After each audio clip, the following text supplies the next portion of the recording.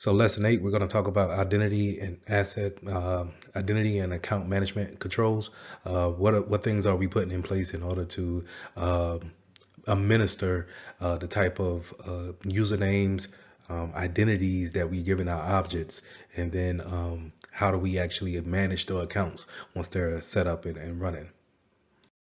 So when we're jumping in identity access management, there's a bunch of controls we can put in place in order to help us be more secure when we're giving access to people, and also just kind of validating their authorization. So we can use certain things like certificates and smart cards. A lot of certificates you'll see used is when it comes to public key cryptography.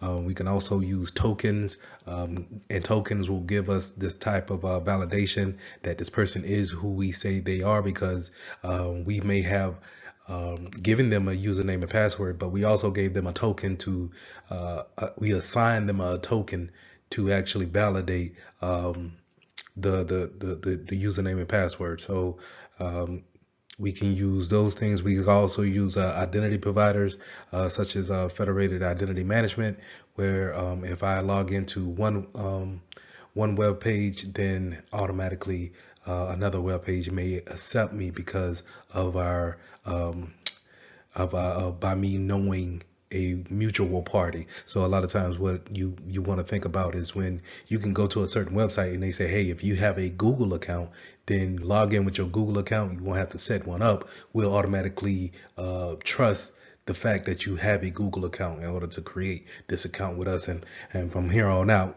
whenever you create that account, you can use your Google account or Gmail account to actually log into that website. So when bringing on new individuals, you need to make sure that you have an onboarding process as well as an offboarding process. Onboarding meaning we have a checklist, or we make sure that we have everything in process, that once you come through our doors, we know exactly what information to give you and what not to give you. More importantly, we know how to create your account. We know how to give you permissions to where you can print to certain printers, be able to share files within your first day, and you're not sharing out of your scope of the things that you need to do in your work day. So we want to make sure that HR has the proper policies, making sure IT has their proper policies as well, and that everyone that we bring on, that it's a almost a cookie cutter type deal to where everyone has the same process. Also, we want to make sure that we do the opposite whenever we let someone go, someone gets fired or quits, or God forbid passes on. We want to make sure that we have a offboarding process as well, making sure that we take away permissions, we take away cell phones, any kind of tablets that they may have, laptops, tokens, anything that we have given them.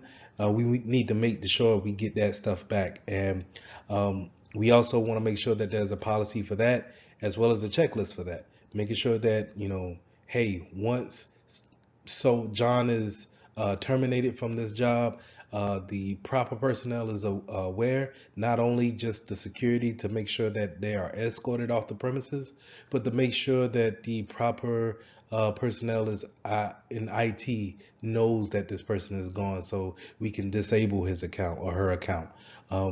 We also want to make sure that in the onboarding process, or in the interview process, that we might want them to sign an NDA. Maybe the job that we're bringing them on for, we need to tell them trade secrets or important information that makes us unique in our field. And so in order to give them that information, maybe we want them to sign a non-disclosure agreement saying that you won't talk to anybody else if you're not selected for this job. So just making sure that we have all these things in plan to take a new personnel, as well as to offload someone.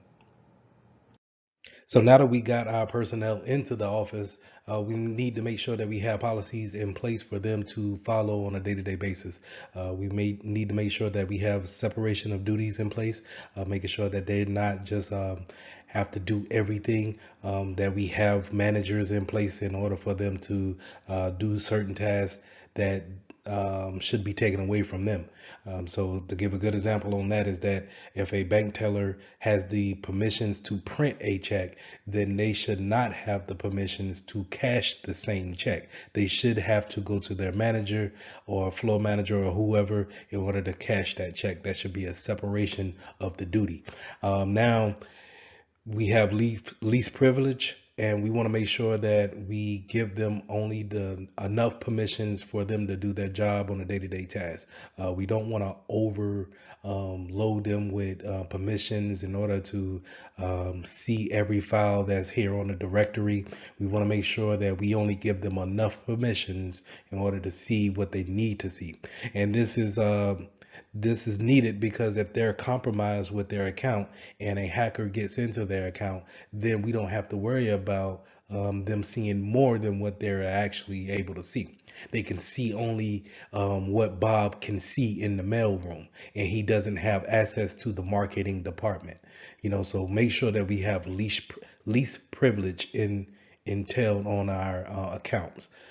We also want to make sure that we have job rotation. So kind of going with the separation of duties, job rotation is not having you do the same job year in and year out, or even if we want to rotate the functions that you may do quarterly throughout that year, right? So in order to do that, we're just going to make sure that our training process is up to par, because a lot of us, the reason why we probably stay in one spot is because we can't actually train you in another spot, right?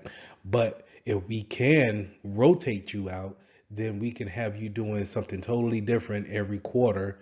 Therefore, if you were, let's say, you were sneaking money out from one account to your account every month, you were just sneaking that money out, and then we rotate the jobs. Now you're not able to have access to those accounts, and we get Susie to come in and do your job.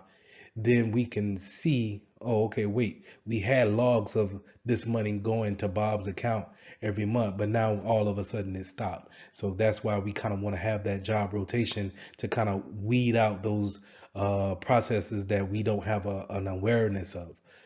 So we want to make sure that we have that job rotation. We also want to make sure that we have a mandatory vacation too, just to kind of, piggyback on that job rotation. Let's say if we can't rotate jobs, we can have mandatory vacations where we tell you to go home for 2 weeks and see if anything arises, any kind of different processes comes up, and now all of a sudden we found out that this was going on while you were over it. So now we can ask those questions and get those things ironed out, or we could take the appropriate actions. So like I said, HR needs to have those onboarding processes, but we also, like I said, to have those offboarding processes, making sure that we get everything back. We want to get our laptops back, phones. We give out phones, but make sure we take them back. Make sure we change the phone number. And we just don't give the same phone number back to the new guy or the new girl that's coming onto the job, right? Making sure that we take back tokens, bank credit cards. I'm sorry, not bank credit cards, but business credit cards, just in case, you had someone that was traveling, and sometimes you forget to get those type of items back, USBs, USB thumb drives. And these are things that we accumulate over our time, our tenure at our business, and we just accumulate all this business assets, and we just don't. We sometimes a breakup, or let's say if I'm really mad and I quit the job, then do I have a policy in place to say, hey, Lee's not gonna come up to the business to give back the stuff. Can we remote wipe the cell phone that he kept? Can we remote wipe the laptop that he kept? What information was on that laptop? Can we shut it down in any other way? Because I may not get that back. Let's say if you have an employee suddenly pass on, then how do you go about respecting the family but also protecting the business at the same time? What is the process on that? So we want to make sure that we have all those policies ironed out, and making sure that we have just as a robust onboarding processes, that we have a offboarding processes that just as robust to keep the business safe, keep it moving forward, but at the same time getting back what assets you may have given out to that employee. So when creating accounts, we want to make sure that we have privileges uh, limited to what a user can do at their job and nothing more, right? But we also want to make sure that we put in different policies like password policies, and we also want to make sure that they don't have permissions to change any kind of system configurations. To give an example is that once I give Bob the credentials to log into a computer at work, do I really want him to add his own printer or his own device uh, at on his login account? So we want to make sure that we don't give them any kind of system configuration rights, and have, unless it's part of their job to do so. So if we have Susan who's just got added on to the IT team, then she needs to have a privilege account in order to allow those type of changes to happen. Whenever we have guest accounts for our third party vendors that come in, we need to make sure that they have an anonymous log on, something that we're going to throw away as soon as they're done with whatever business that they're bringing on to the company. So we want to make sure that we really limited their accounts to only the things that they need, and that's pretty much just internet access. But we want to make sure that we lock down those type of accounts. So we touched on group-based policies just a tad bit whenever I was talking about we create a group. Let's say we create a group for marketing, the marketing team, and we want to make sure that they can go to their marketing printer. They can talk to each other all within the department just fine. They can share files with each other. They can look at the files that each other has made, and we want to make sure that policies for that group accounts for everyone that's in that group. So if we can create a group in Active Directory with a certain amount of policies for a particular group, and we know how their business and their operations work, we can limit their permissions only to their job needs. And so whenever we have someone come on to the organization or leave the organization, only thing we have to do is really just take them out of the group, and or put them into a group in order to have those permissions or to take those permissions away. Now let's talk about admin accounts, super user accounts, root accounts. These are accounts that are pretty much can make any changes to the network. But as a security professional, you don't want to give someone super user account, or in the industry, sometimes we'll say a God account, to where there are the only ones that can make the changes. Now, I get it if the corporation or the company is very small and it's a handful of administrators, it may be an account that has a super user does all account. But we want to make sure that we're very careful with these type of accounts, because these are what the intruders, the attackers, that's what they're looking for. They're looking for these type of accounts that can do all and go wherever they want to go on the network and manipulate anything that they want, because it has the permission to do so. So instead of me as a hacker trying to create my own account, why not just get an account that already has those permissions already applied to them? So we want to make sure that if we do have administrators on our network, that we give them permissions to make changes. But what changes can they make? Can they change passwords? And if they can change passwords, can they change group policies?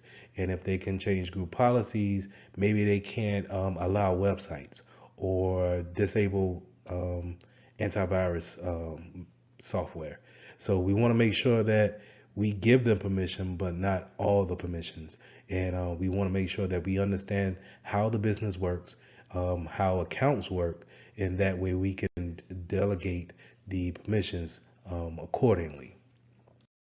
Now, going along with those admin accounts, sometimes you will run across these service accounts, and a service account is kind of like this generic admin account that you may get with a product that you just bought or you just got out of the store. So, let's say if you just bought a router or an extender for your network, it may come with a service account, a generic admin account that has the permissions of a administrator.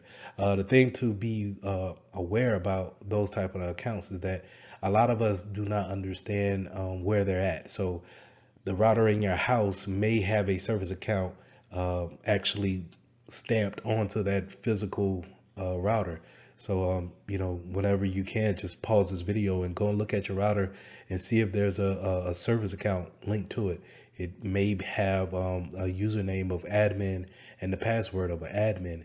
And if you would to plug in the web page for your device, you could use that credentials to get in and make the changes on your router. So we need to be aware that these service accounts are out there, and we need to make sure that we are able to get into those, change passwords, change the credentials, and maybe take some of the permissions away on those type of accounts, or make sure that we just at the least change the password on them. So this slide pretty much reiterates what I said in the previous slide with the generic accounts.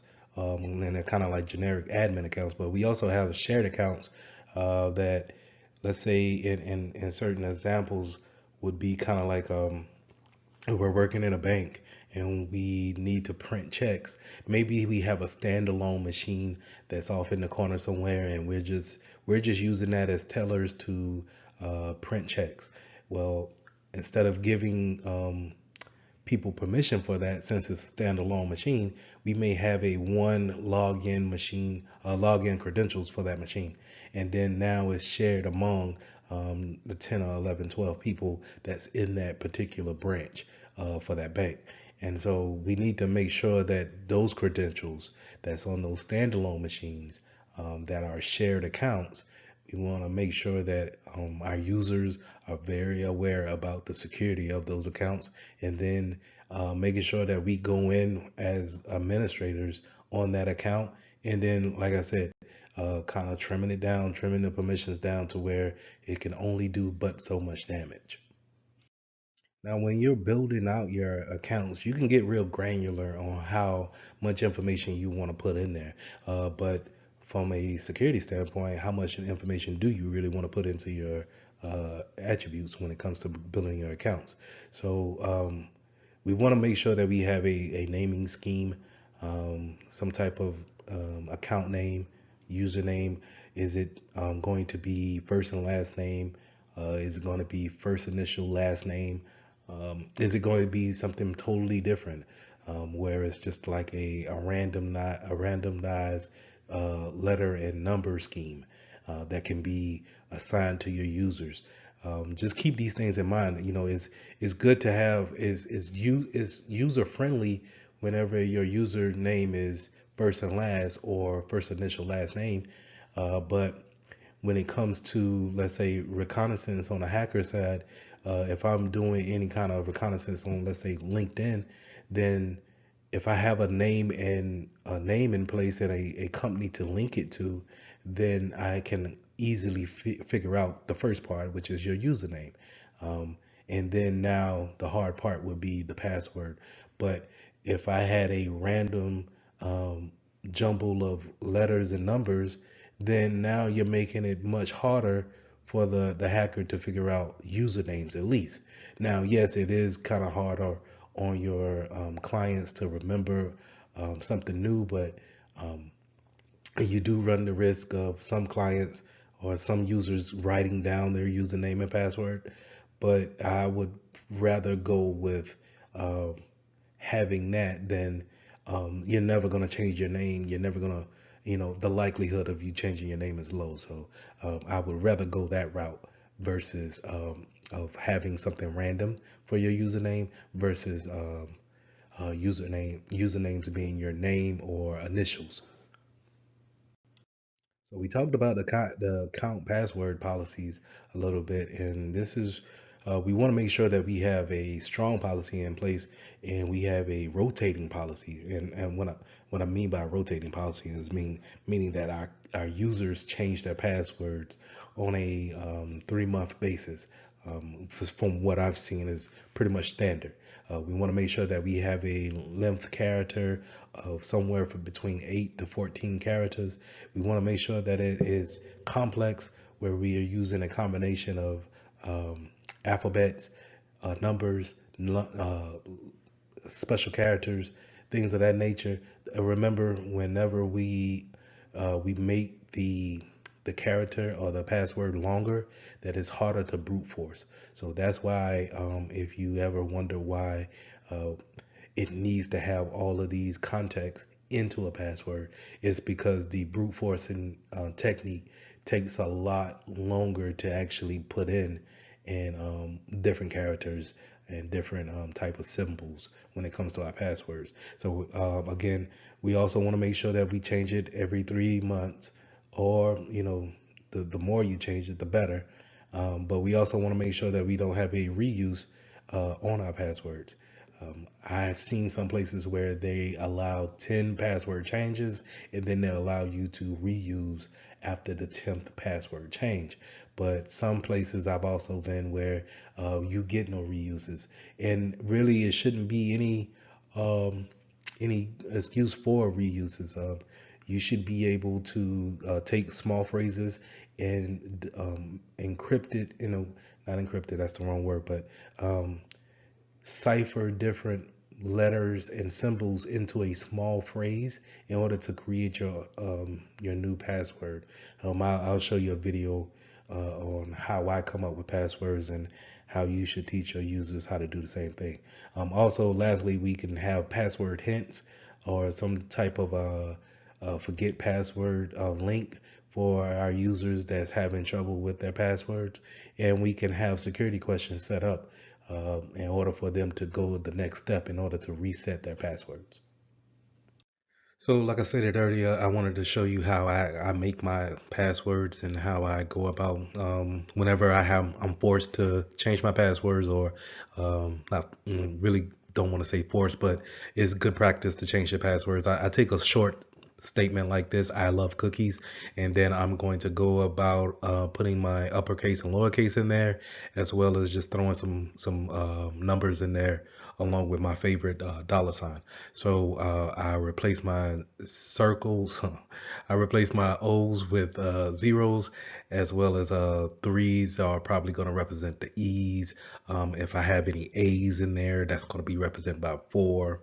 And then I use a symbol. I use let's say a star or a underscore. I might use a dollar sign. So I use all of these things just to kind of really start with my phrase, but just change letters out in order to make it more complex. But I'm still following that same phrase, right? So whenever I'm typing in my password, I know that it's I love cookies, but I have it embedded in my brain that I'm replacing some vowels with the numbers. Now, along with those account attributes, you can have account restrictions, such as like a geo mapping or some type of network location to where you're having access to your network or not. So the first thing that pops up in my mind is kind of like a VPN. If someone is able to log in with their VPN, then they can have access. So that account is linked to the network, the internal network of the company. And we, in order for us as external users on an external network, we need to get to the internal via VPN, and it can be linked in that way when it comes to your account. You can also have a time-based restrictions on your account. So if we want our users to maybe work from 8 to 5 o'clock and maybe give a grace period at 6 o'clock, then we want everything, we could put that restriction in for 7 o'clock until 7 o'clock the next morning, to where we don't allow users to VPN in, or we don't allow users to come into the building, or if you happen to get into the building, you can't log in at that point in time. So these things allow for better security, as far as if there's no reason for us to be working at 2 o'clock in the morning, then we can put the restrictions in. So if we do see any activity at 2 o'clock in the morning, it raises a red flag. We can take the appropriate actions. Now, from time to time, we want to make sure that we have account audits. Auditing is just checking behind the processes in place, the configurations that are in place. In this case, the accounts that have been put into place in the groups. What type of permissions did we put out there? Do we have the right permissions for the marketing team? Do we have the right permissions for our financial team?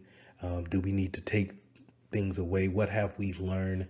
And then are we doing it right? This is pretty much how a audit should work. And then it helps us to perform better, because we can always go back and say, hey, you know what? This is not allowing us to be more secure, and it's not allowing the business to move forward. So we can always have these audits to help us out, cleaning up what we already have in place. So let's talk about account lockouts and disablement of accounts. So we want to make sure that we have this type of a policy implemented into our organization for several reasons. You want to lock out, of course, someone when they get their account or password wrong, maybe after 5 times. A thing that you may or may not know is that after 30 minutes time waited after your fifth chance and a lockout, then your account is automatically unlocked. There is a configuration in there to where it stays locked, and then the only one that can unlock you is the IT team, or whoever is the administrator over the Active Directory. But we want to make sure that we are locking accounts out, and that we are disabling accounts that are not needed with the company anymore. We want to make sure that if Bob leaves the network, or I'm sorry, Bob leaves the company, then we disable his account, not necessarily delete his account, but disable his account, in order for him to not use that same username and password, in order to, maybe go to an external login or network, and then get back into the business side of the network, log in with his old account that we never disabled, and then be able to pull or transfer files or what have you. So we want to make sure that we disable. The reason why I said we don't need to delete is because maybe we need to keep some files that he had. Maybe we need to search his account.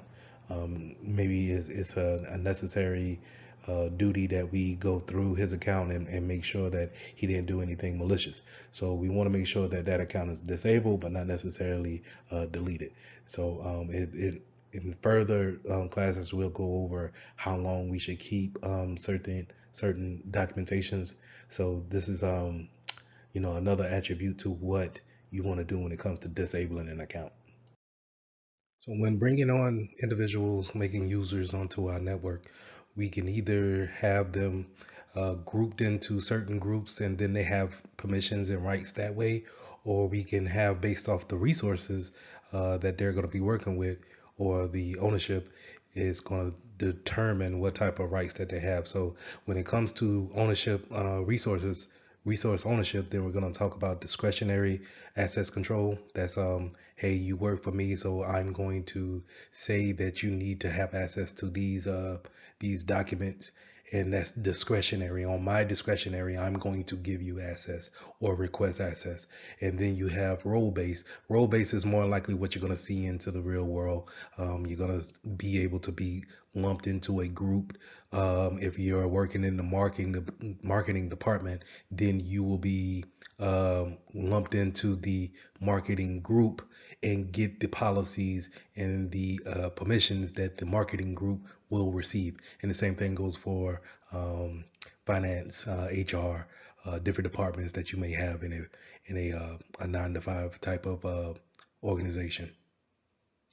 So just to kind of go into ACLs. ACL stands for Access Control List, and this is where we pretty much we give people permission based on their role or group or time in the organization. We give them permission on what they can and cannot do when it comes to their username and the resources we have on the network. So maybe you cannot print to the printer that's on floor 15, but yet you can go and see whatever documents that we have in for the contracting group. So when creating different users, we want to make sure that we have different standards for those type of users, and we want to make sure that we don't give them more permissions that they actually need to do their job. A lot of times we can go ahead and just give someone all the assets in the world. Yes, it creates less work for us to actually come back and maybe dumb down those permissions. It creates less work that way, but from a security standpoint, if you're giving them that much access to different things on your network, then you're opening yourself up to a bigger risk of being attacked. But when developing ACLs, we not only just have role-based access controls, we can also have mandatory access controls, which is abbreviated for MAC. A lot of times you'll see this in the government sector. I know a lot of time when I was in the military that we would use labels and clearances to actually show what type of access you have, whether it be private, confidential, um, um, class unclassified, secret, top secret. So you'll see these type of things whenever you're um, studying for the exam. Just think whenever you're seeing labels or clearances, then you're probably talking about a mandatory access control. We also have attribute-based um, access control, which is a combination of the subject and the object.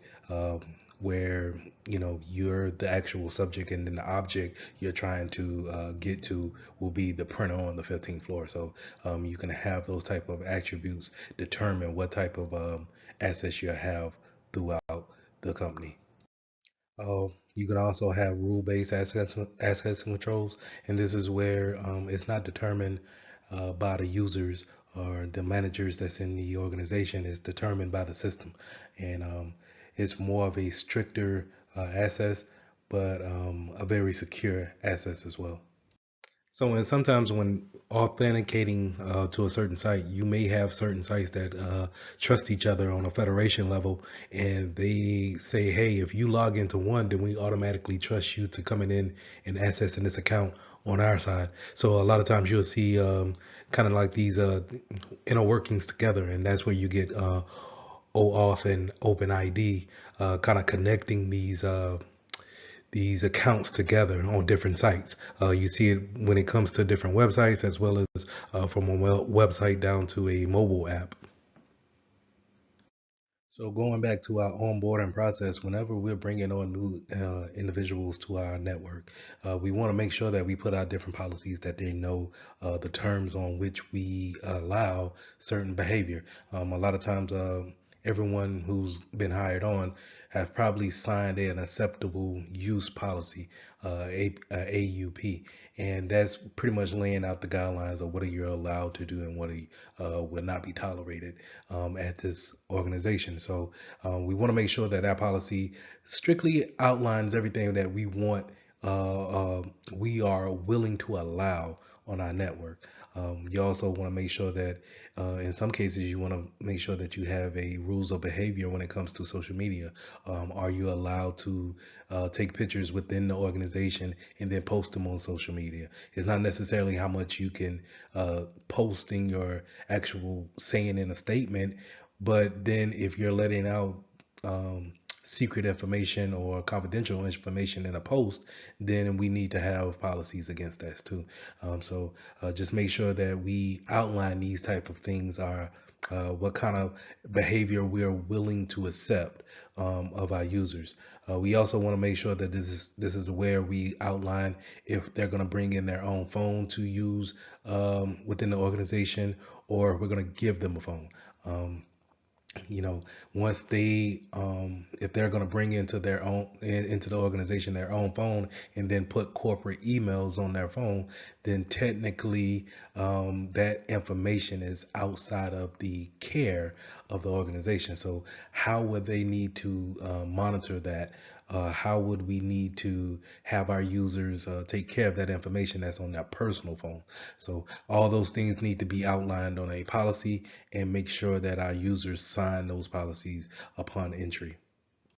So what you want to do on I would say a monthly basis, but more of an annual basis, is we want to train our users. We want to make sure that our users understand what we want to have them do within the organization, right? So kind of reiterating that acceptable use policy, we want to make sure we train our users on the different types of security policies that we have, what to do, how to handle data that's leaked out, or maybe before you actually make a mistake and sending out confidential information, what to do when you're faced with that adversity. So we want to make sure that they know what to do, how to react, and then the appropriate things to use, or appropriate things to say when it comes to divulging different type of data that's secret to the organization.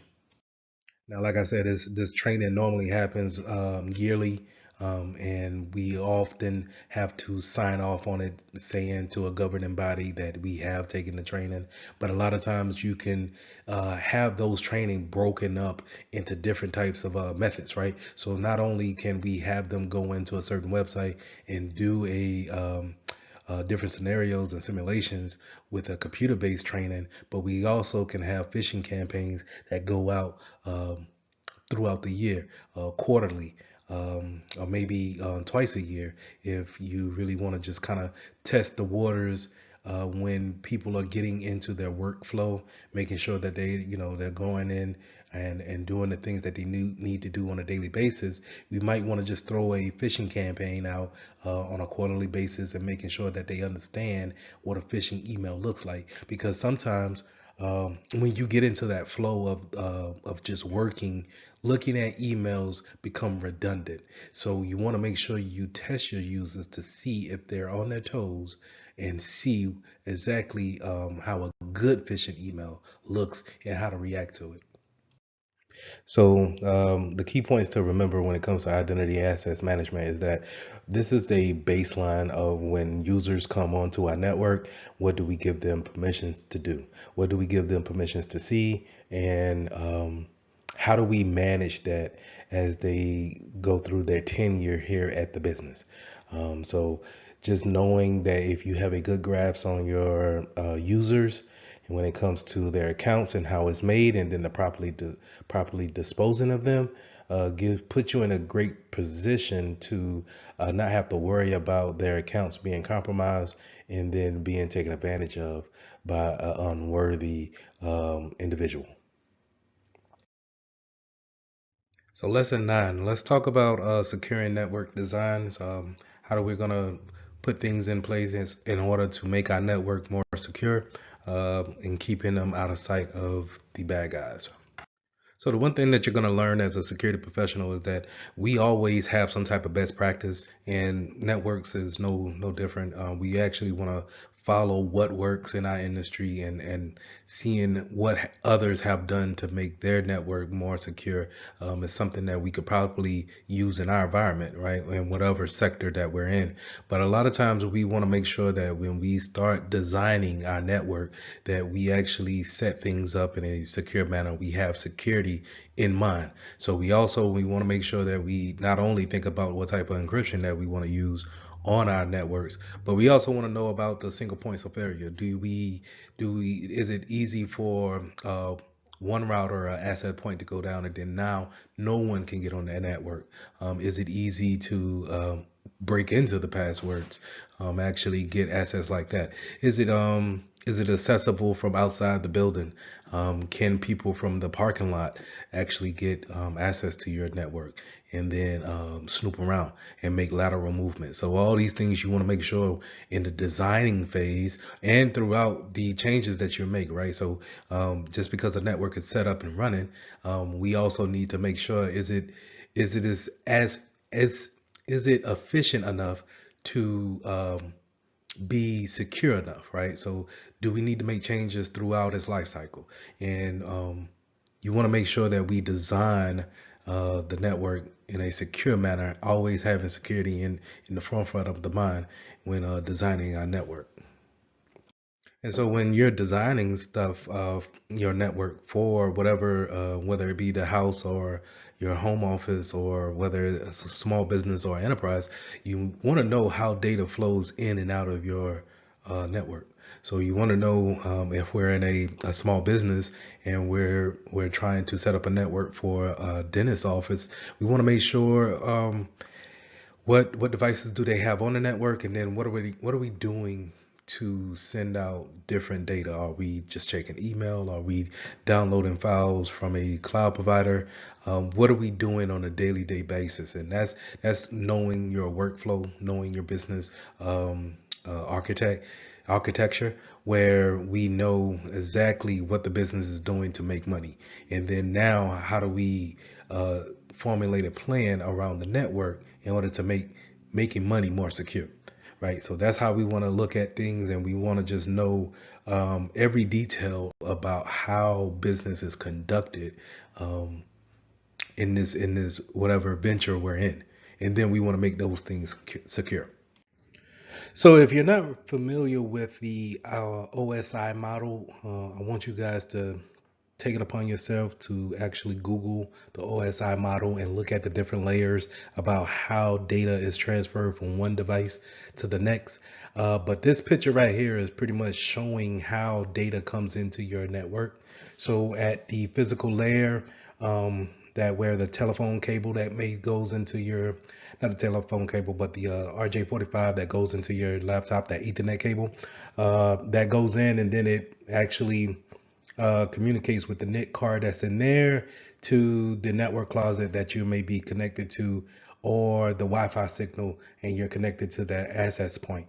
And as you see right here on the first layer, you'll see that switch and that access point. That's where the data is coming in. So if I send you an email, it's going to show up at that access point and then wait for some type of communications to your device in order to, actually bring it up to the application layer, which is layer 7, in order for you to actually see what's going on. So this diagram here just kind of shows a quick overview of how these layers look.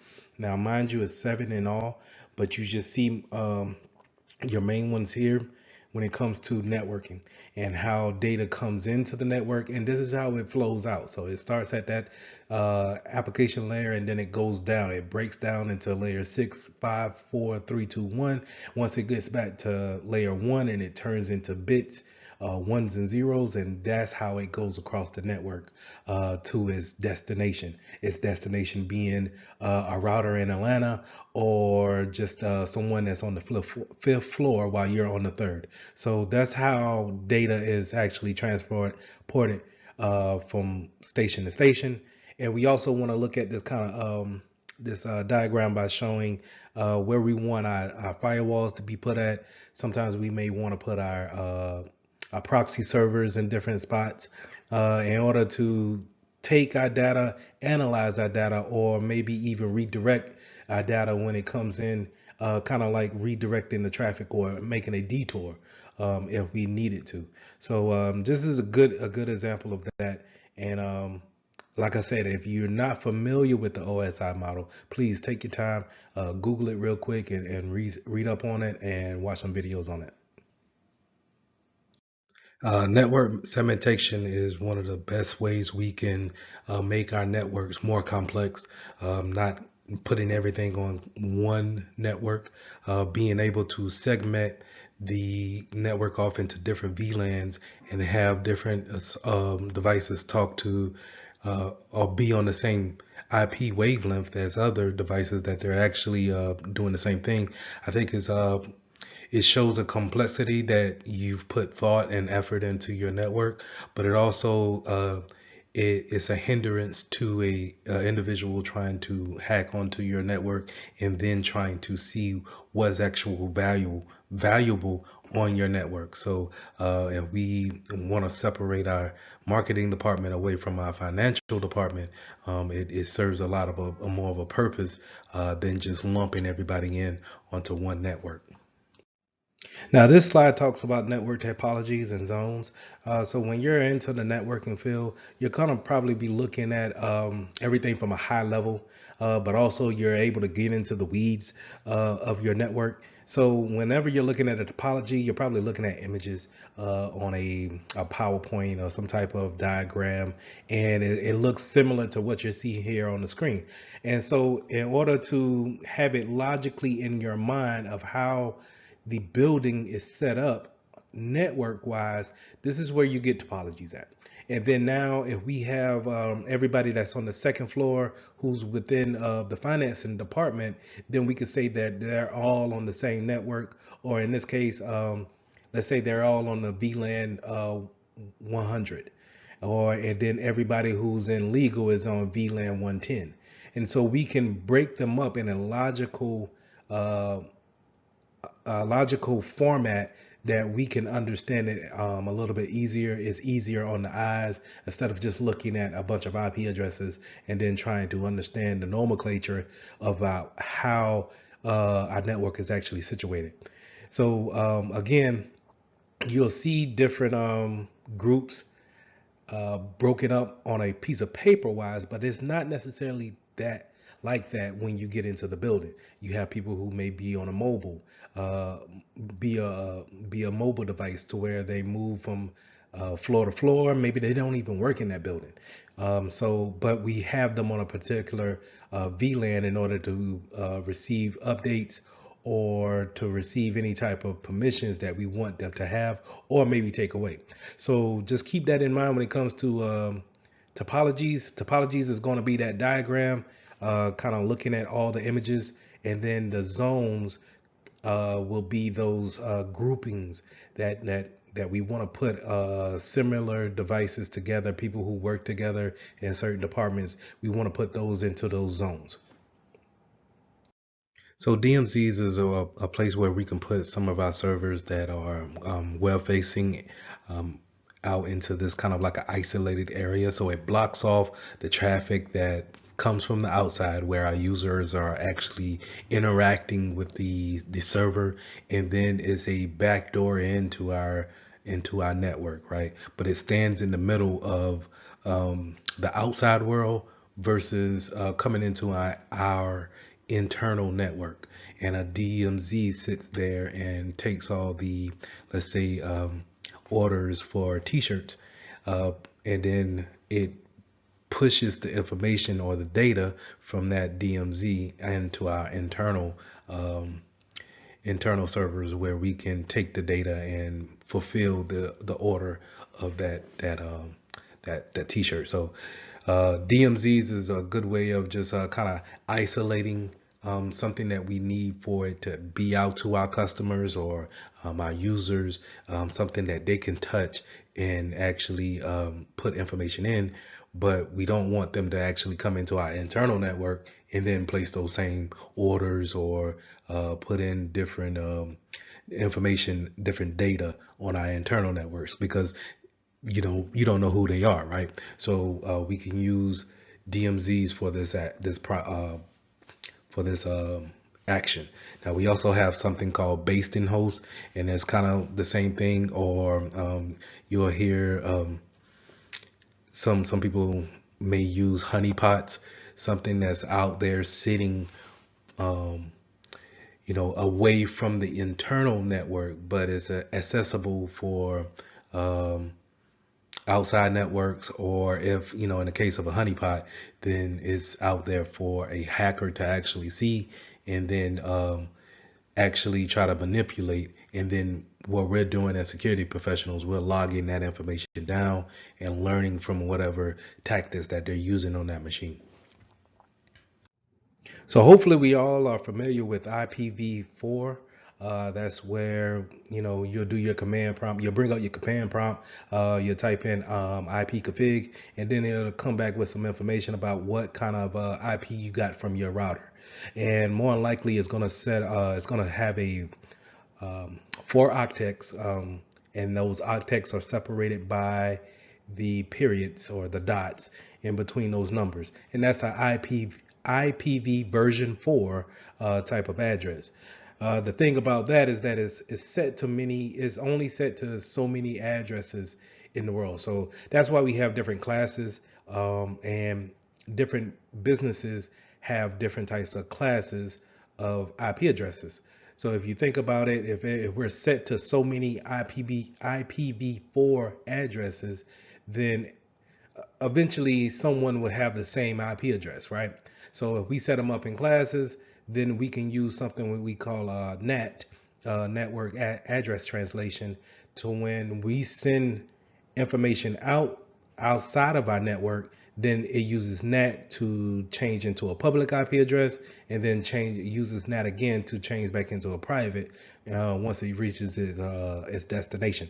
But on this slide, we're talking about IPv version 6, and version 6 is pretty much a never ending type of address, to where it's enough to give everything in our network and a unique address, as well as our internet of things. So we're thinking watches, doorbells, let's say smart refrigerators, our cars, anything that needs network address, we can give it a IPv version 6 address, and it'll be able to communicate just as well when it comes to the network. So the main things that we want to make sure is that IPv6 has a more secure it has a more secure version to it than IPv4. But the thing is that everybody is not equipped or ready to make that switch from IPv4 to 6. So you will see more people using 4 than actually 6. So just keep those things in mind. But it is a more secure method of using network addressing. It's just that we're not ready to actually make that transition over. So not only to having VLANs and segmentations physically on the network, we can have certain things such as having a data center, alternate data center that's out there, or a data center that's not in the necessary same region as us. A lot of people now may go to the cloud and have that be their data center. That the cloud gives this access of having a greater availability factor to your actual data center that your company may have. Is robust in the cloud, to where the availability is there seamlessly forever. And so it has a greater chance of the data has a greater chance of being accessed versus if, let's say, if there's a big storm coming into the city and your data center is in the same city as your building, and then now no one can work from home because not only is the city out of power, your data center is also out of power. Therefore, no one can access the data. So the cloud kind of eliminates that single point of failure, so to say. We can also have zero trust. And zero trust, the implementation, the thought behind zero trust is just constantly validating and not trusting one federation to another, right? We're constantly validating any input that we get. And therefore, if we're constantly validating, then pointing out any type of action that is not validated or authenticated, then it's easy to point out and then actually discard of. So when it comes to networks, a lot of times you're gonna hear as a security professional, it's the man in the middle attack, and that's where we're sniffing that network. We're intercepting that traffic that's going across the airwaves or on the landline, and we're actually observing that type of traffic and seeing if we're able to see what's going across the network, right? So we want to avoid those type of attacks. Again, you'll see a lot of people, as a security professional, we'll see a lot of times that's being associated with Wireshark, having that tool be able to sniff the network and then gather those type of packets, right? But we also have spoofing.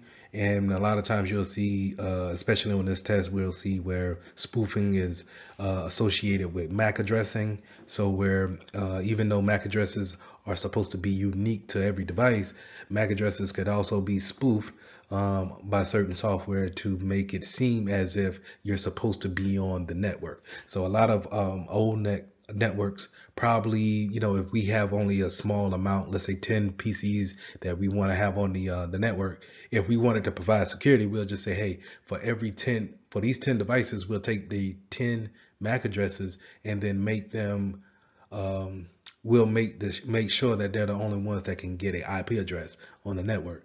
Well, sometimes I could spoof that, and then now instead of you giving me a DHCP constantly changing my IP address, you think that I'm already on the network, so you automatically give me one, right? And now I'm spoof my way onto the network, and now I can traverse wherever I please, or see if I can traverse, right? We also have ARP poisoning and MAC flooding attacks. ARP poisoning is just the broadcasting of unsolicited ARP replies, trying to spoof MAC addresses, and then we have MAC flooding, where we're over flooding the switch, trying to trigger a unicast flooding. So we want to make sure that we understand these type of attacks do go on, and that's why it's so important to understand the man in the middle, being able to be onto our network and sniff our network and then apply these type of attacks to our network.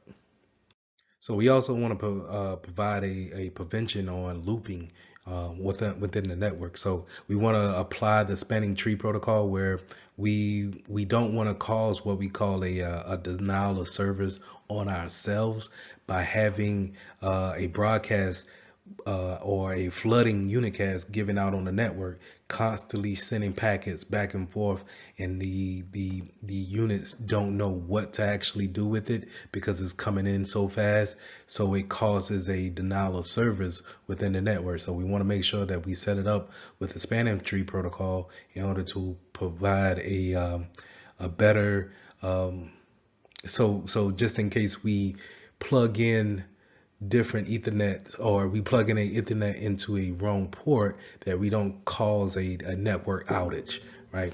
So this is what we want to make sure that this goes into our planning and designing the network in the beginning, right? So in order to protect us, we kind of want to have port security. So on those routers and those switches, if you ever seen them, we have, sometimes we don't use all the ports on them, right? But sometimes when configuring these switches and routers, we leave those ports activated. So whenever you do plug in an Ethernet cord, you may be on DHCP, so you automatically add it to the network, right?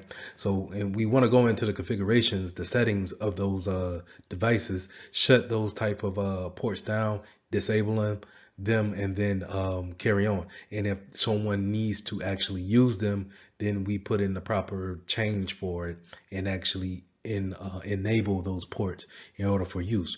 We also may want to look into MAC filtering, right?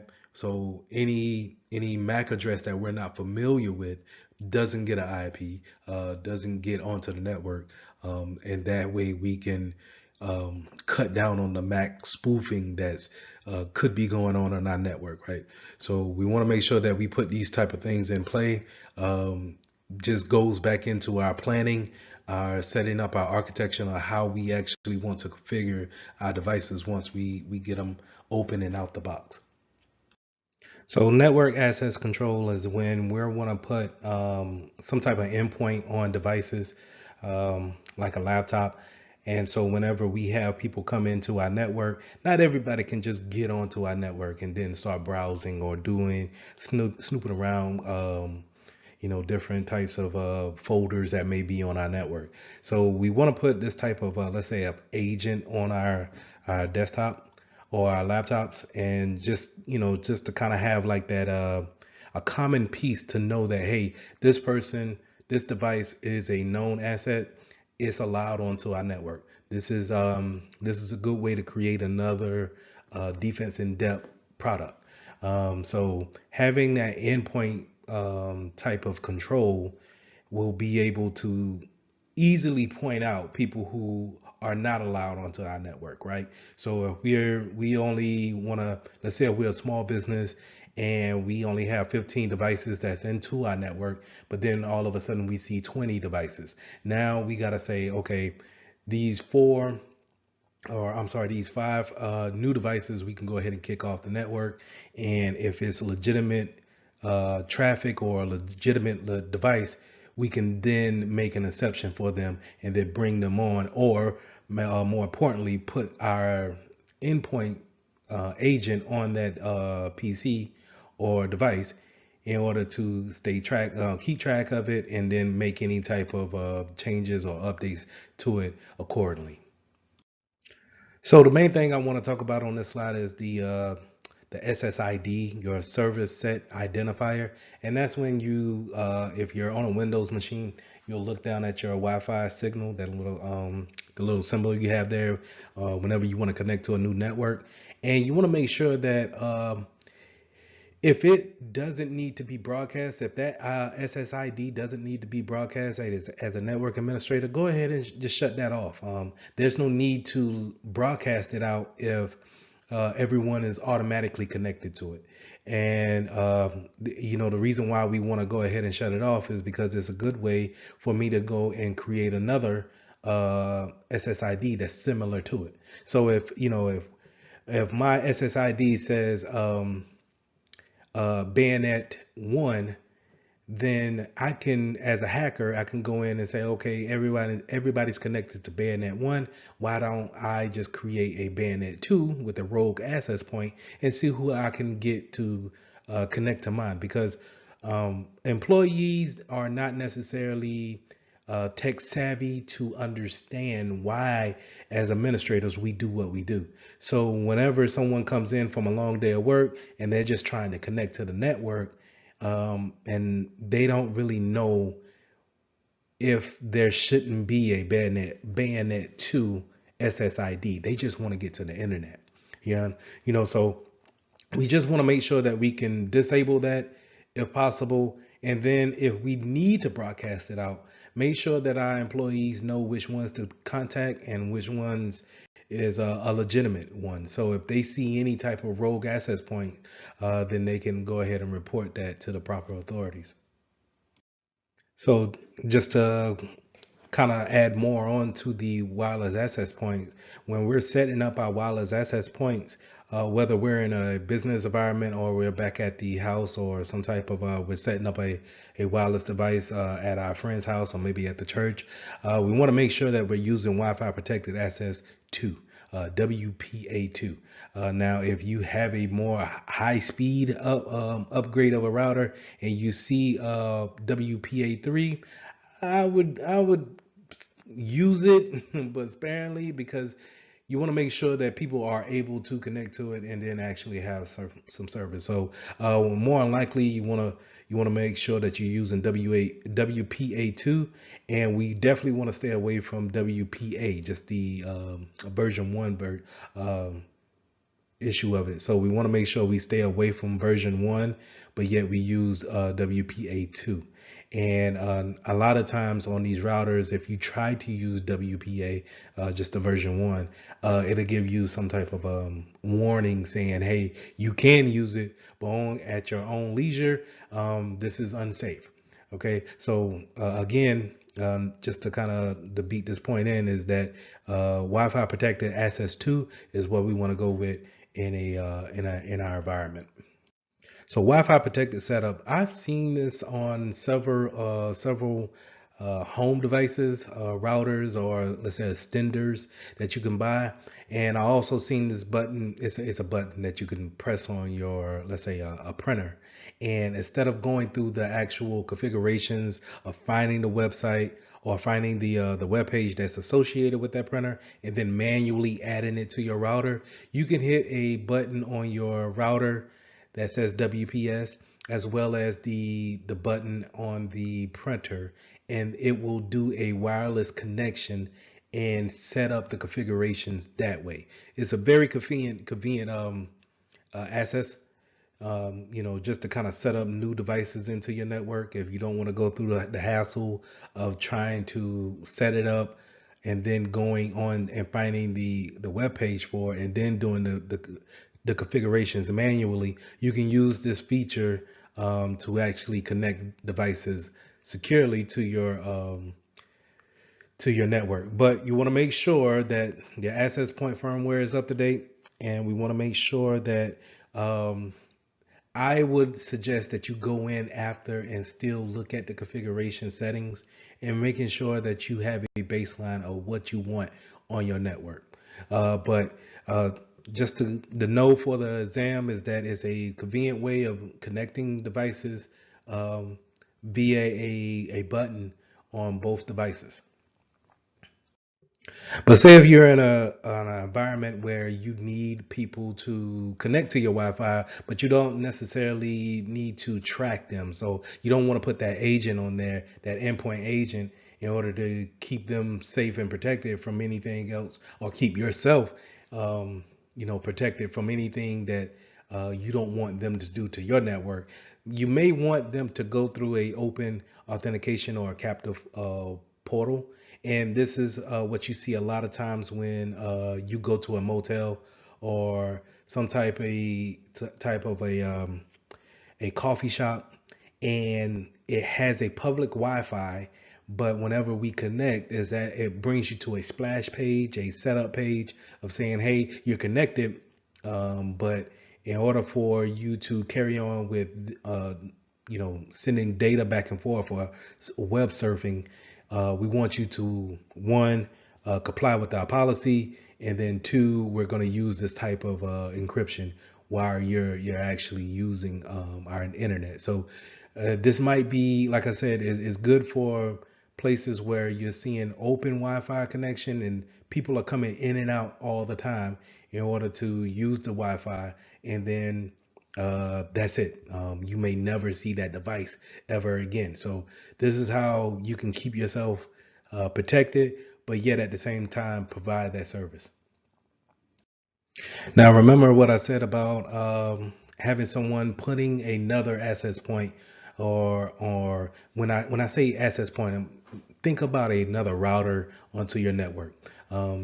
So someone putting another router onto your network, and then now they're routing traffic because you set the SSID up to be broadcast, and then now someone has taken that SSID nomenclature, and then now they want to name something very similar to yours, but now they're using it to route traffic to wherever they want to go, or maybe browsing the traffic or sniffing the traffic, sorry, to see what's going on, what information is passing back and forth. So these are commonly known as rogue access points. That's when someone is not supposed to be there, right? It's a rogue access point.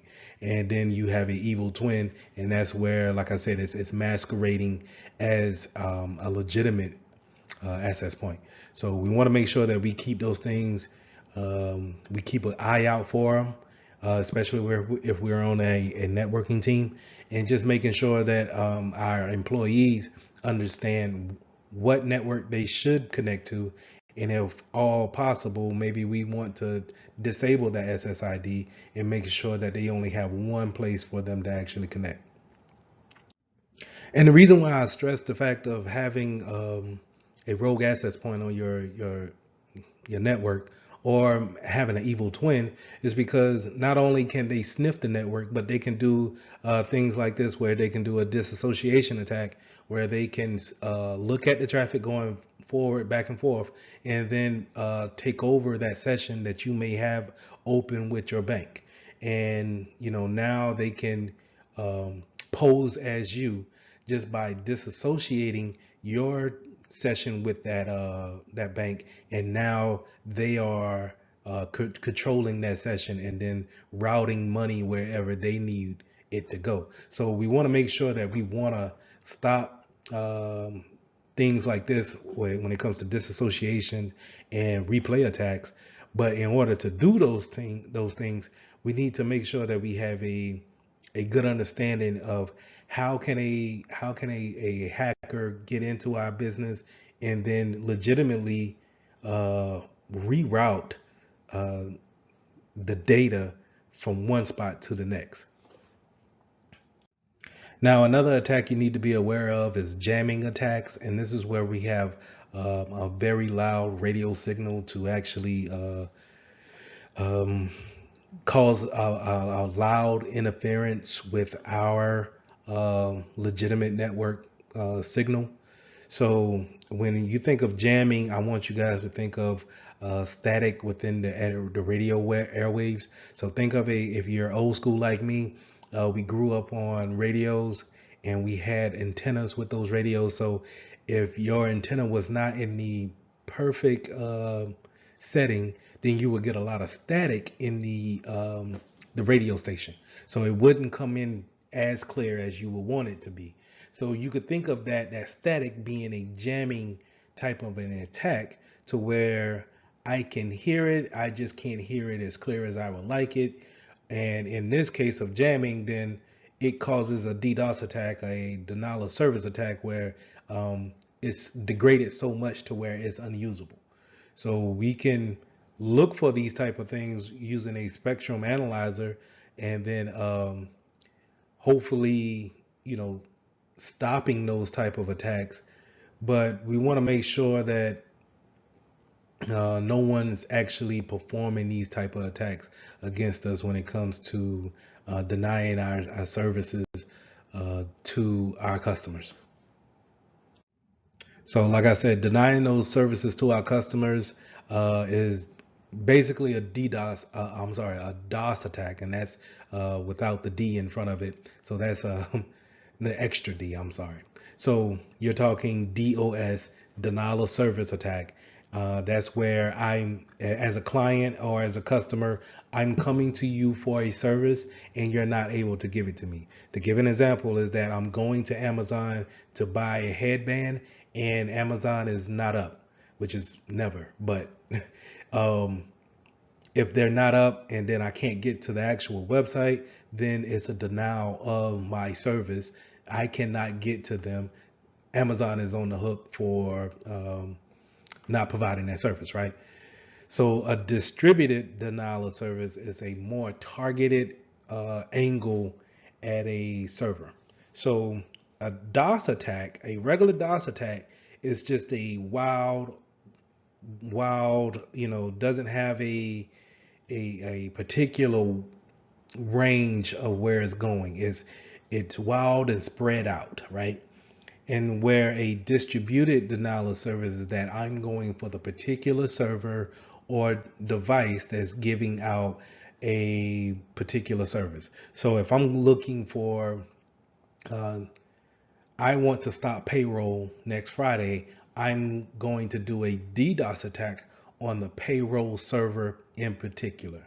I don't care about the website server. The website server can stay up for all I care. I want to go directly for the payroll and stop people's paycheck on Friday. So that's a distributed denial of service attack. I'm going in on one particular server, and this is done with bots, right? So an attacker will be the commander, and it will command different bots, different PCs. So when you think about a bot, I want you to think about different types of workstations that's all sending traffic to the payroll server. So when I say sending traffic, maybe they're sending an acknowledgement type of a packet, and they're just saying, hey, do this for me, do this for me, do this for me. And everyone, let's give it a round number of 100 PCs, all just kind of going at this one server and saying, hey, please give me this information. And the server, as the nature of a server is to actually take these requests and then give them the answer. And then it will ask for an acknowledgement saying that you got that request or you got the answer that I gave you. But the bots are programmed to not acknowledge. So a server can get overwhelmed if so many requests come in and there is waiting on a response back to those requests and it's never coming. So now it's in a hung up state, causing the denial of service. Okay, so that's a distributed denial of service where we're taking a number of bots and we're attacking this one particular server wherever it may be, and we're causing a particular service to go down. And it's a particular one, not necessarily a spread out one like a denial of service. Now, the way we get around that DDoS and DOS attacks is that we have different servers set up to do the same thing, and we can have them do load balancings and clustering in order to take the traffic in and then distribute it between the different servers all doing the same thing, right? So if we have 4 servers all doing the same thing, let's say they're all doing emails at the same time, right? And we have it load balanced between 4 servers to all provide our company with emails, and then server 1 goes down, then we still have 3 different servers to actually keep email going. So now let's go back to an example when it comes to DDoS attack. Let's say if I'm a hacker and I want to make sure I take down the email, right? I don't like this company, I'm taking down the email, and I got the email address, I got the IP address of one of those email servers, and then I sent all my bots to go in after server 1, right? And I take down server 1, but I realize that the emails are still going because it's load balanced. It's load balanced, and now instead of the emails just coming through and giving a load to server 1, is now distributed out to server 2, 3, and 4, and they are still giving out the email. And now you can have a notification, go to your IT team, say, hey, server 1 is down, don't know the reason, we need to get that back and up and running. And it's no panic, there's no hey, we're down on email. We don't really lose customers like that. We're able to keep our communication going. That's how we kind of get around that denial of service type of scenario. And clustering does the same thing where we have more than one PC or more than one server creating services, and getting around sharing the load of the request coming in.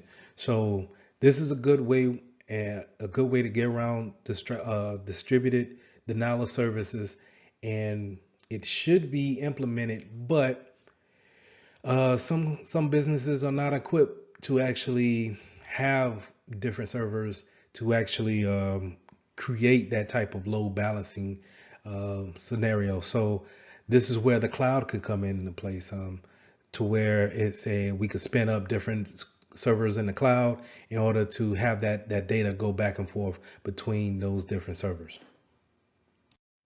So the key points to remember is to make sure you go back and you study how networks are set up, and then how do we take our network and make it more secure during the initial setup.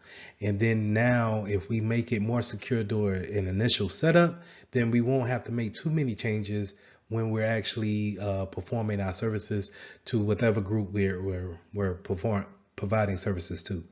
Make sure that you read up on load balancing and clustering, as well as WPA2, and the different types of settings that we can put our routers on in order to make communications more secure. So lesson 10, let's start talking about network security and the appliances that we use in order to create that security. We're normally going to go over firewalls, proxies, um, different types of SIMs. So all these things that we want to put on our network to create kind of a blanket around our network and keep things secure. So let's talking about firewalls. So when we're talking about firewalls, we're talking about a appliance that sits at the edge of your network, and it takes in the data from your internet supplier. So if you're thinking about a home setting, you're probably thinking about that router that your phone company came in and they hooked up, and now you have the internet from this router. Well, and within that router, it has a firewall, and what it does is that it looks at the packets coming from the devices in your home communicating to that router, and then before it sends it out or takes anything in, it inspects it and is looking at where things need to go, but more importantly, if things are allowed and not allowed. When it comes to a list, a access control list, if it's allowed or not allowed. If it's not allowed, then it drops the packet. It doesn't come into your system or in your network. Now, if you're thinking about a more enterprise network, we're talking about a network firewall that's probably sitting out there and it's its own different appliance. It is not mixed in with its router. It probably goes right to the DMARC, and that DMARC is where the phone company will put their internet connection in, and then that firewall is just going to connect to that connection in order to bring that traffic in, and then that firewall is probably going to have its own configuration page that we'll go to, and we'll set our rules up on what we want to allow in or grow out. So just understand that your firewall is sitting at that edge, that perimeter, and is looking at the traffic going in and out. Now, whenever you come across the word stateful inspection firewalls, you want to understand that it's keeping a log of the connection that's going in within the network. So just think of along with the access control list that is checking to see if you're allowed in or we need to deny you, is going to keep a record of whoever makes a connection. And a lot of times this is done at the layer 7 of the OSI model. Now, if you don't know what the OSI model, I suggest that we go ahead and just look that up on Google and figure out what I'm talking about when it comes to the different layers of communication when it comes to data traffic. But it's probably going to keep a record at the application layer, that's layer 7, and then create a second list that it can make sure that it understands when data comes in, who has that connection, and what may when that connection has become inactive. So I touched on a little bit about how firewalls are actually implemented, how they're actually put into different types of networks. So if we're talking about a home network, we're probably talking about it being actually integrated with your router. And then we will have to go into the router configurations and then maybe go into a setting that's just for firewall settings. But you also have firewall settings on your local device, and those will be more your host-based firewalls. So if you look on your PC or your Mac, you probably could find the configurations for your firewall in there. Just think about it like this, where you have traffic coming into your network, that's fine, but sometimes it's not perfect, right? It's not going to catch everything that we want to be blocked, and it may get to a second point of your actual laptop, but your laptop has a firewall installed on it in order to double check the traffic coming in, but it also, you can granularly make those settings a little bit more tougher, so to say, to where you're not allowing everything in. And so if we didn't catch it at the network side, maybe we can catch it at the local side. And so just think about those type of those settings. That's another way of implementing defense in depth. Whether you got past one appliance, but I'm able to catch you at the local level. Check, check, check. Mic check, 1 2. So network address translation, or for short, we're going to call it NAT. And NAT is when we have our addresses change when leaving the network and when they come into the network. So whenever we send a data packet out to a Google server, the internal address that we're going from, our internal address may be 192.168.1.15. But once it gets to our router and it says, hey, I need to go to google.com, then it changes it to a public IP. And that way, people are not able to come to your firewall and know exactly what IP address that you're at behind that firewall. So network address translation changes that IP to a public IP address, and then it sends it out over the wire to wherever Google servers may be at that time. And then on the way back, the router should be smart enough to take that public IP address and say, oh, okay, let's change it back to the internal IP addresses and send it to its proper owner that's here in the internal network. So going back to firewalls don't necessarily have to be physical appliances that you buy from a company and they ship it in through a box and you unpackage it and then mount it in a server rack. You can actually have these things if you're utilizing a cloud service. You can have a virtual firewall that's actually housed by the cloud provider, and you will utilize that application to actually filter out packets that's coming into your cloud network, or sit it at the end of your network, and now you have it filtering out those packets. So just to know that it's not always something that's out of the box physical that you can touch, and then you fix the configurations that way. We can have places to where we can use and utilize these virtual firewalls to actually provide more security to things that we have out there in the cloud. So network-based intrusion detection system. So IDSs at the network level they will sense an attack, and they will track that attack. That's the difference between a prevention system and a detection system. Detection is there to utilize the detection part of it. It's going to look at the traffic, maybe record the traffic, maybe alert you on what's actually going on, but it won't take any actions to actually prevent. And so we can have this at the network level. So hence the word network base. That's going to sit out there with our routers, our firewalls, and our switches, and it's going to overlook the network as a whole. But we still can have it at our local level, our host base level, and track that traffic as well. So just like how we had something tracking and detecting the motions, the characteristics of the attack, in a IDS, a IPS will actually prevent. It will take action and actually shut down maybe the traffic flow. It may put the workstation into a quarantine state and prevent an attack from going any further. So again, breaking down what we see here on the slide, a network base, meaning it sits on our network and it oversees everything that's coming into our network and leaving out. And then the intrusion prevention system prevents attacks from going any further. Now they also can still detect and still monitor and give us alerts as well as the IDSs, but it takes that extra step by actually preventing the attack.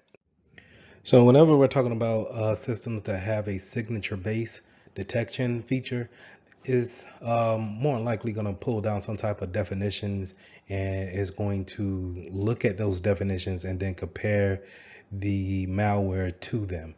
And then if they match up, then they're probably going to say, hey, that's an attack, or this is a virus of some sort.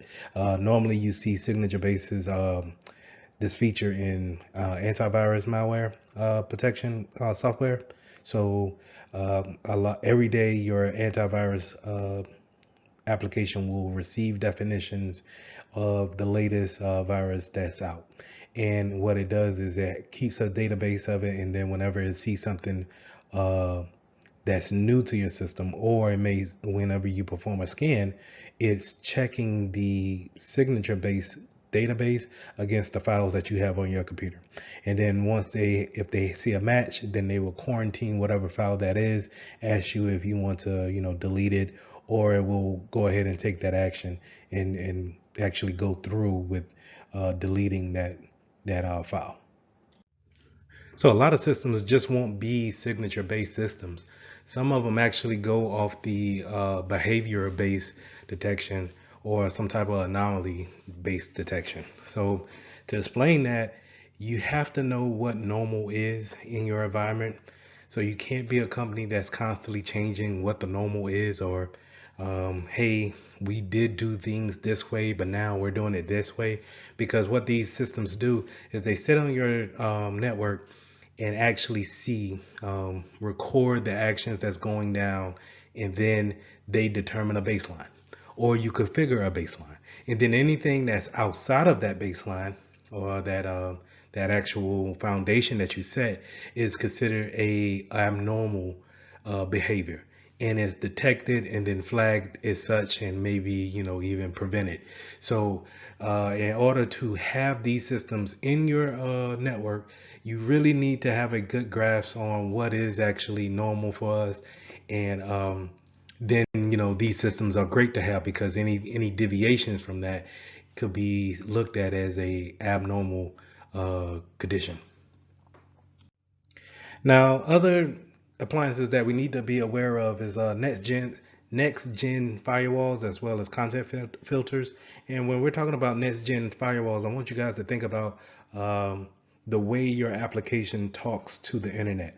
And what I mean by that is, to give an example of Microsoft Word, you pull up Word and you get to type whatever document that you want to make, or you get to read whatever you want to someone sent to you.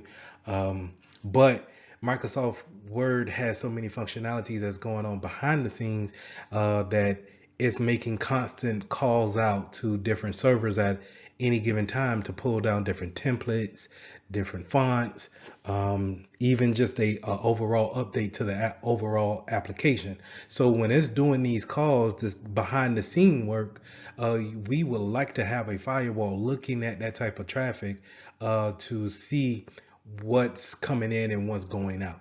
So this is where the next gen firewall will come at, where it's more application savvy, and is able to look at that traffic and disseminate what needs to come in and what needs to stay out. So keep those things in mind when we're talking about next gen firewalls. We're talking about layer 7 application, being able to watch that traffic at the layer 7 level.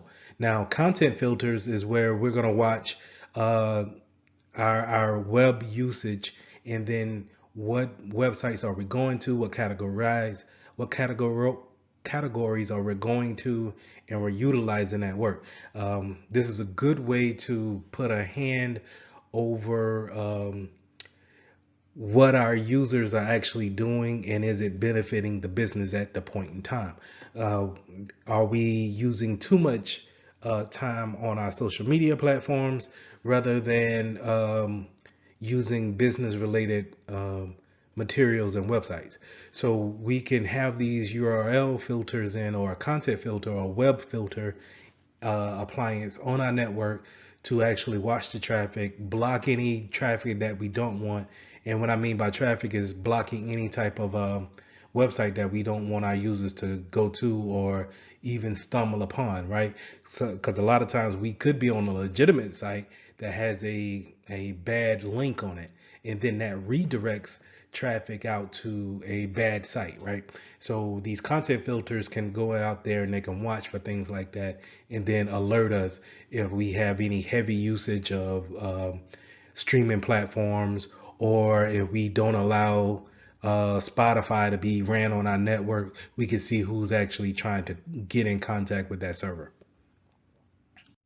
So like I touched on with network IDSs, we're now at the host-based IDS. And again, This is going to be on your local machine, probably your local desktop or laptop, and it's going to be some type of agent that's actually looking at the traffic that's going out. Because remember, we can't stop everything at the network level.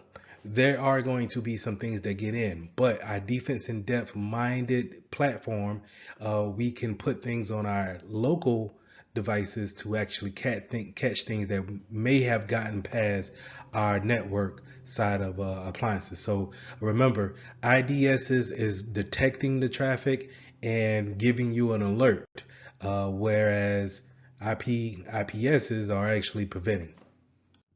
So just like how we had with our virtual firewalls, we can also have something on our local machine watching that application traffic go in and out. And that's more likely going to be your web application firewalls, or short WAF for short.